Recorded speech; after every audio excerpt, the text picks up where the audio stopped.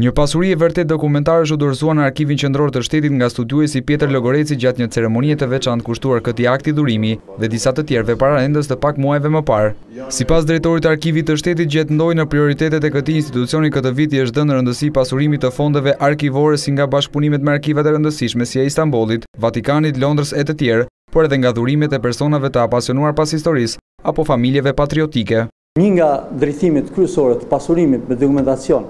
të arkivave tona janë marrëdhëniet dhe bashkëpunimi me arkivat të tjerë të vendeve me të cilët shqiptarët kanë ndarë histori në shkuarët. Por, ne nuk kemi nënvlerësuar një pasuri tjetër dhe një përfitim tjetër që mund të kishte arkivi në drejtim të pasurimit më të ishim dokumentar, pra individet dhe familjet, studiusit e ndryshëm. Pjetër Logoreci është një atletar,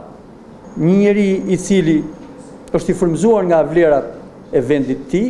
dhe të personaliteteve të këtij vendi dhe për shkak të këtij frymëzimi ka qenë një ngërmues dhe një studiues shumë skrupuloz në arkivat e Vjenës. Dhurata e studiuesit Logoreci përmblidhe një monolog të rrallë të Aleksandër Mojsiut, i cili gjendet vetëm në Arkivin e Vjenës dhe shumë fotografi të sendeve personale të aktorit brillant, 300 dokumente të viteve 1912-1913, ku përfshihet një korrespondencë mjaft e gjatë diplomatike juridike, mes të cilave edhe një memorandum i Fanolit, një grup dokumentash që pasuron një aktivitet të ngjeshur patriotik të Dom Nikol Kaçorrit, si dhe fotografi dhe pamje filmike të rralla nga zhvarrimi i eshtrave të tij në Vjenë.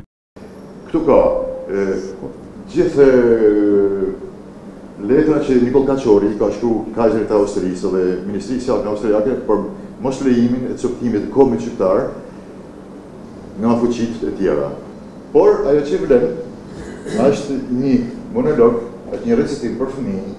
që ka vetëm arkiva zanore e Vjenës, që Aleksandër Mojsiu ka recituar për fëmijët, sepse ka pas shumë të dashur, njëkohësisht cigaret, sa dhe gratë ka pas shumë dashur. Edhe kjo është babë e dëgjuar, kam dëgjuar shumë herë, është si një simfoni muzikore, Zami i Bijet, për gjithë se ka qenë një simfoni, e kur me këtë recitim ai ka arritur më të lartë të interpretimit që mund bëjnë njështëra i skenës.